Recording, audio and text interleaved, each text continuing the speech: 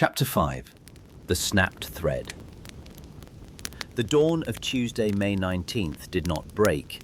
It simply bled into a grey, suffocating mist that clung to the chimneys of Cambridge Street. Inside number 19, the air was thick with the smell of cold hearth ash and the sharp metallic tang of George's sweat. George rose at 5 a.m., his movements jerky, like a marionette with tangled strings. He dressed for the pit, the heavy moleskin trousers, the thick vest, but his mind was miles beneath the soil already. They've moved the rails, he thought, his mouth twitching under his grizzled moustache. They've hidden the shaft. They're laughing in the dark. George? Mary's voice came from the shadows of the bed, weary and laced with a fear she could no longer hide. The kettle's on the hob. He didn't answer.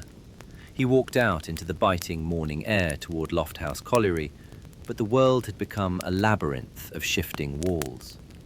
An hour later, he stumbled back through the door, his face a mask of grey dust and frantic confusion. I could neither find the train, nor the men, nor the pit, he rasped, his eyes darting to the corners of the ceiling where the whispers lived. Mary stood by the table, her heart hammering against her ribs like a trapped bird. Sit there down, George. I'll fetch the doctor again. You're right, poorly. But George wasn't listening to Mary anymore. He was listening to the great rhythmic thrum of the earth. It told him the tension had to be released. It told him the only way to save them from the them was to end the story here. Piece the thread, catch the twist, Lavinia's voice echoed in his memory, but the thread was too frayed. The neighbours heard the first scream at 6:30, a thin, sharp sound that was cut off as suddenly as a snapped bobbin. George walked out of the house and stood on the cobbles. He saw a neighbour and spoke with a chilling, hollow calm. I've done for her, he announced, his voice steady as a Sunday sermon.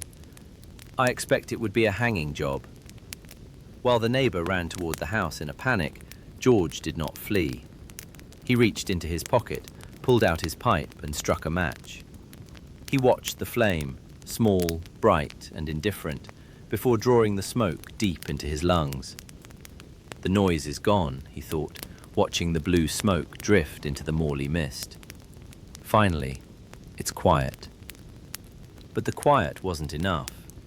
A dark, jagged thought flared in his mind.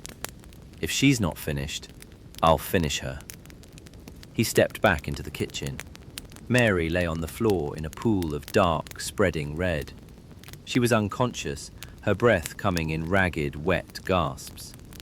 George looked at the heavy iron poker, the tool of the hearth, the tool of the home.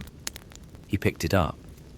It felt balanced in his hand, a heavy extension of the madness that had lived in his skull since the fall.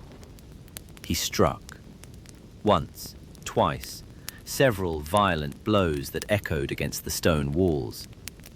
When he walked out a second time, heading toward Peel Street, he met Constable Peacock. There was no struggle, there was no denial. George simply handed the officer the bloody poker, his mouth twitching one last time. Yes, I did it, he told the constable, his internal voices finally hushed by the finality of the act. It's right enough.